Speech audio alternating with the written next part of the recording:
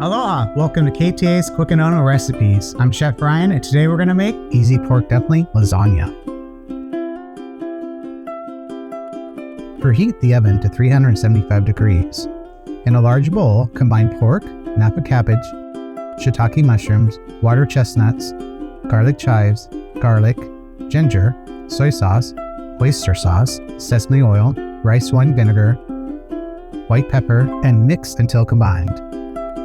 Spray a 9 by 13 inch baking dish with non-stick cooking spray. Lay 12 wonton wrappers evenly on the bottom of the baking dish. Spread half of the pork mixture evenly over the wonton wrappers. Place 12 more wrappers on top over the pork mixture. Spread the remainder of the pork mixture on top of the wonton wrappers, creating 2 layers of pork mixture. Lay the remaining 12 wonton wrappers on top, creating 3 layers of wonton wrappers. Pour 1 cup of chicken broth over the final layer of wonton wrappers. Cover the large dish tightly with foil and bake for 30 to 35 minutes. Garnish with chili crisp, green onions, and sesame seeds. For this recipe and more, visit ktasuperstores.com/recipes.